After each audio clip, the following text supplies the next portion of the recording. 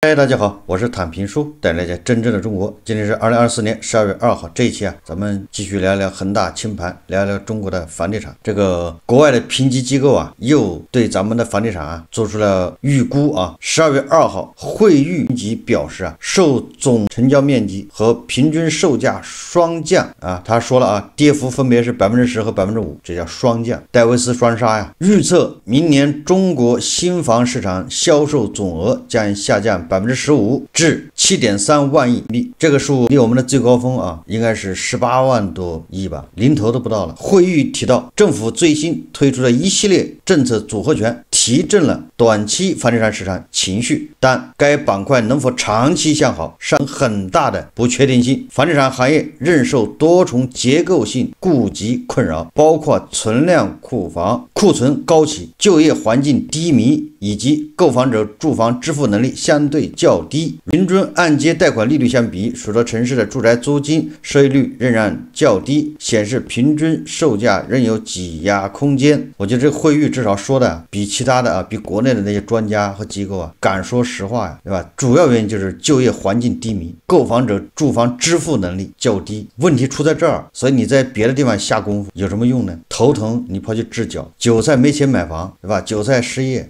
这些问题解决不了，老想着去花钱收开发商手上的房子，这不是本末倒置吗？惠誉预计2024年到2040年期间，这16年呢，中国每年新建住房需求总量将达到8亿平方米左右，其中新建商品房供应量约为每年6亿平方米。经济长期发展前景乐观，且购房限制持续放宽的高线城市有望胜出，也就是一线城市有望胜出。这个惠誉他认为未来这16年，咱们每年达有1亿平米的这个住房需求总量新建这个我觉得恐怕有所乐观因为我记得是2年前，这个重庆的前市长黄奇帆他不跟那个聊一波那个叫王波明两个人做了一个访谈，那个节目我也转发过。黄奇帆在那个节目里面如数家珍娓娓道来。那个时候他说中国的这个以后新房建筑面积是10万亿，结果现在你看是多少？那个时候10万亿都觉得少，把腰斩了，现在你看腰斩都不止惠誉说是8万亿，我觉得恐怕下面还有空间呢。为什么呢？长期是看人口，你2024年到2040年什么概念？我们2023年、24年人口出生率只有800万、900万，这是断崖式下跌。你到2040年什么概念？新生儿才有多少那时候房子是大量过剩，除非你拆旧建新，城市更新，否则没有那么大的需求。总之惠誉认为咱们2025年新房市场销售总额将下降15%。想说楼市止跌回稳不容易这个网传高盛的最新预测又出来了，反正是高盛的预测很多几天变一次。这个高盛的最新预测说中国楼市将持续下跌6年。当然这些机构它的预测也是仅供参考为什么说这个楼市要想说止跌回稳不容易呢？根据中指研究院发布的最新数据显示11月单月 Top 100房企销售额同比减少 9.46%， 环比减少 16.8%。 这什么意思呢？中国排名前100的房企11月份销售额比去年下降了 9%， 比10月份下降了 18.6%， 也就是说整个11月份就歇菜了。你要从房企的销售额来看就这么个现状。我看有很多人搞不清楚，咱们现在救楼市实际上是要救开发商，也就是救新房对吧？你二手房再活跃那是叫间接作用，也就是希望二手房一活跃把那个新房市场能带动起来。但是如果大家都是去买二手房不买新房，那开发商还是死在那儿，项目也是死在那儿，政府手上的地还是没人买对吧？你买二手房那是你们韭菜之间玩游戏，你们韭菜之间玩击鼓传花有什么用那个循环是次要一个循环。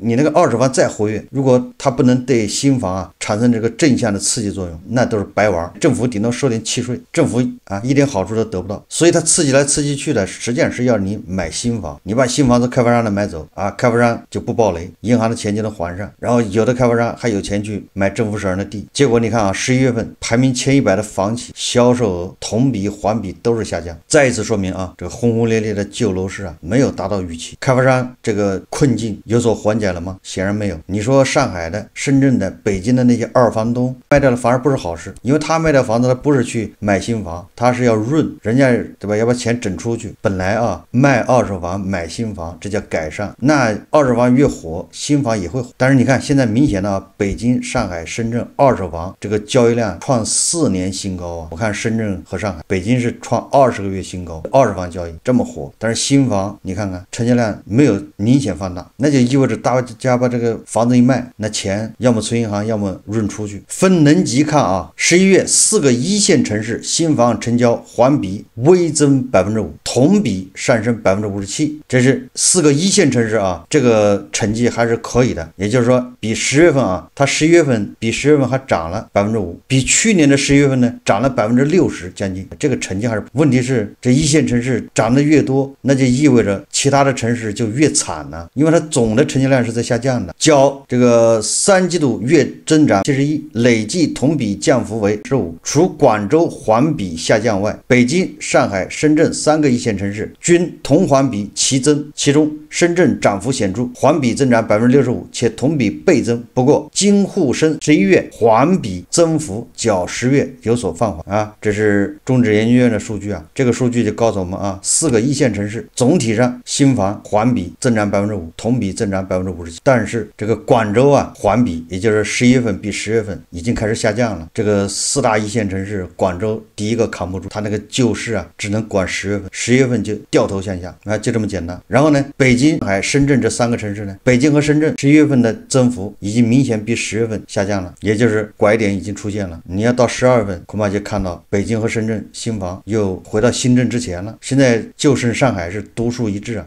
这个上海咱们也一直分析啊，因为它就是豪宅呀，卖得好，日光盘。那么相较于一线城市，各大2、3线城市成交较为分化，有城市如南京、苏州、合肥、厦门、青岛经历了前期深度调整，政策利好下11月成交回升，同环比增。武汉、天津、重庆、长沙、昆明、宁波、常州等11月成交环比下降，同比转正。环比下降就是拐点已经出现了，又往下走了。多家机构认为，在后续的12月份，房地产市场仍将保持一定的活跃度。中指研究院认为啊，随着年末房企冲刺销售业绩，加大推盘力度，预计12月房地产市场将保持一定的活跃度。科尔瑞表示，在利好政策密集叠加下，11月核心1、2线城市仍处于持续放量期，预判后市。该机构认为，12月恰逢房企业绩冲刺季啊，供应有望持续回升，不排除部分房企为冲刺业绩而进行的年末大促。这我想起来，这个9月底房地产救市新政出来的时候，不是很多房企回折扣吗？还要涨价吗？这怎么就扛不住了，又要开始降价促销了？从这个科尔瑞数据可以看出来啊，所谓的止跌回稳，恐怕也就是指北京、上海、深圳啊，连广州现在都扛不住了，或者全国就这3个城市在涨稳住了，那其他的城市啊，说明降得更厉害，就这么个现状。所以咱们一直说啊，咱们这个房地产的问题啊，它是个结构性问题，对吧？很多3线、4线城市那个房子现在只有住的功能，就没有金融属性，就是你想卖很难卖，除非打骨折，你那房子挂出去根本就没人问，基本是熄火的状态。就我所在的这个城市啊，我要晚上出去溜一圈，你就发现一片一片的高楼啊，里面都是黑乎乎的，那个楼上根本就没有灯，很多房子明显都没有装修啊，窗户都是破的，一片一片的，卖给谁啊？刚才说的广州啊，明显呢已经跟这个上海、深圳这个第一梯队啊，已经有点吃力了，掉队了。实际上啊，上海、北京、深圳接下来也会跟广州一样啊，广州啊稍微底子弱一点，先表现出来，对吧？跟不上队伍了。今天有媒体啊发了一篇报道，叫新的信号，11月普涨结束，广州压尖风刮起。什么意思呢？也就是广州这个楼市啊，经历了10月份的普涨行情后，楼市开始步入分化阶段，部分动力不足的板块和新盘到访与成交显现颓势，也就是9月底那个救市新政啊，这阵风啊刮过去了。本来是广州的楼市都是普涨，什么项目都沾光，但是这只能管10月份，10月份就不行了。好的项目还能卖得动，不好的项目没人问津。说市场反馈显示啊，部分非热门新盘到访与成交已经重回9月新政之前的水平，而一些自带光环的项目，流量一直在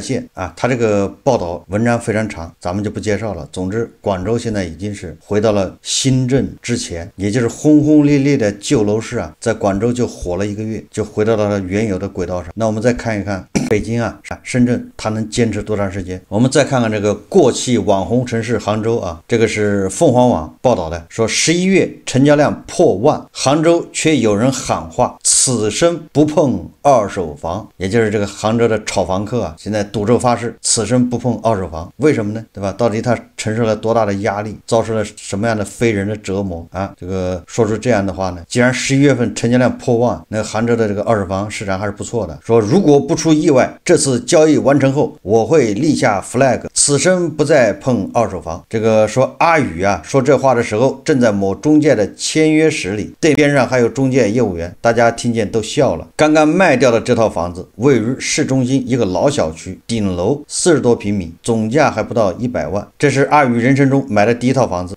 但是买的老破小啊。当时工作单位就在边上，他在这里住了好几年，直到工作调动。虽然和早些年买入价相比，房子还是增值了大几十万，但整个交易过程下来，阿宇感受就是2个字：心累。这个阿宇说啊，老破小一定是不会去碰了。虽然刚刚卖掉的这套房子也曾经给阿宇带来便利的配套、方便的通勤和友善的邻居，但和出售时心累相比，这些似乎都不再重要了。这套房子就像没有任何题材的股票，除非行情特别火爆，否则在整个市场上的位置太靠后了。说地位靠后意味着要受到中介更深层次的 PUA， 尤其是市场不好的时候，说这中介一上来就是挑房子的毛病，一会儿说楼层不好，一会儿说户型不行。说这个中介更过分，给出了一个让阿宇觉得屈辱的报价。阿宇不卖，中介就像父母教育孩子那样说啊，你现在不听我的，早晚有一天会后悔。老破小不碰，那这个次新房呢？阿宇说啊，更不会去买次新房，因为买了就成了别人口中的韭菜。说阿宇的一个朋友前2年接了一套网红次新二手房，和房东摇到新房时的价格相比，足足贵了大几百万。朋友当时还觉得兴高采烈，但阿宇实在是想不通，同样的东西为什么愿意出这么高的溢价？阿宇的逻辑里，杭州实行新房限价的这几年，将购房人群分成2大类，运气好的和运气不好的。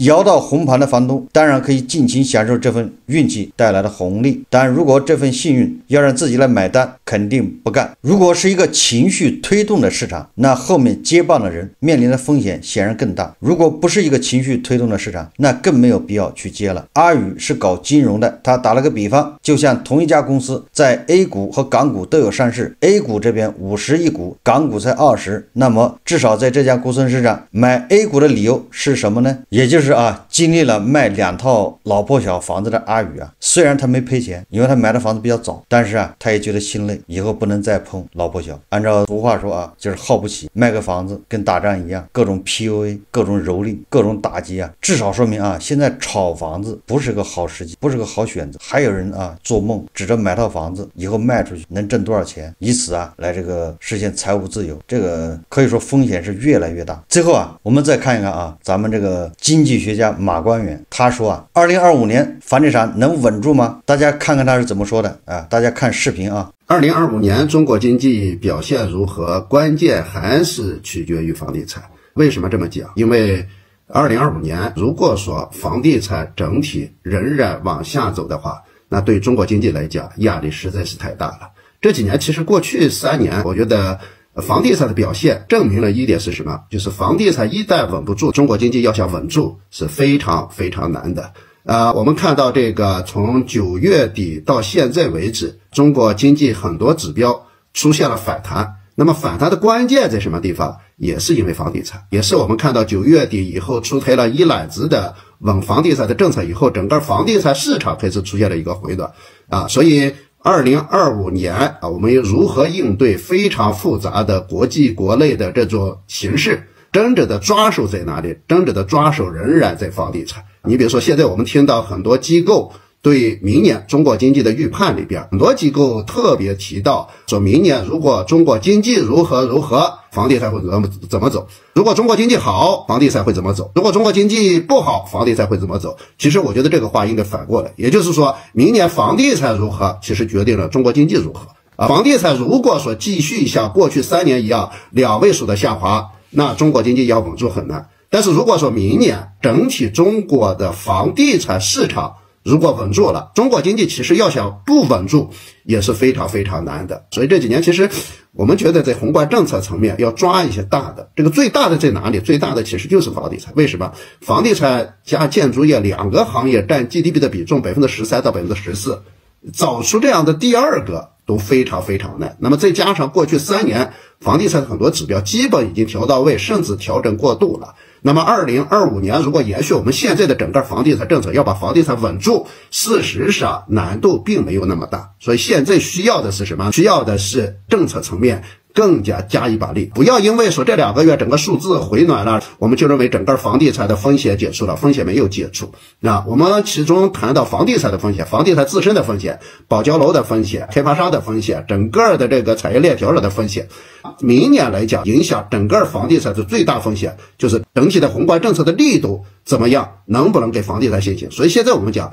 宏观经济跟房地产之间已经是互相影响的关系，房地产不错，经济不错，反过来又会对整个房地产形成一个比较好的一个影响。所以明年的整体的宏观政策，我们认为怎么样继续强化房地产的预期，尽快的推动房地产止跌回稳特别重要。所以如果说在明年上半年的时候整体房地产稳住了，那么2025年的中国经济要想出太大的问题也比较难。但是如果说明年还延续目前的，我们看到很多指标是2位数的下滑，仍然延续2位数下滑的话，那等于是连续4年整个房地产往下大幅度的下滑了。你想想这个中国经济会有什么样的表现？所以我们认为明年稳经济的关键就是房地产。这个马冠元老师啊，我记得前不久他还说楼市稳住了，现在你看他说的啊，感觉有点犹豫啊，因为经济要稳住，所以房地产要稳住，给人感觉啊，因为宏观政策要调整，为了稳住而稳住。你不能说房地产重要，所以房地产就得稳住，或者就一定能稳住，就是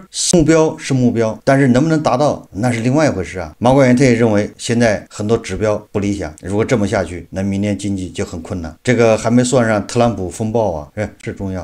房地产是抓手，房地产如果好了，对经济，对吧？稳经济啊，起到一定的作用。这个没错啊。问题是说来说去，这个房地产楼市不是你想稳就能稳得住的，这愿望是好的。从常识来说啊，如果你随随便便就能给它稳住，开个会，出台几个政策，发一发文件，搞个6+1、6+5化债方案啊，经济就稳住了。那何来的消失了30年呢？这是日本人不会开会是吗？日本人不会发文件是吗？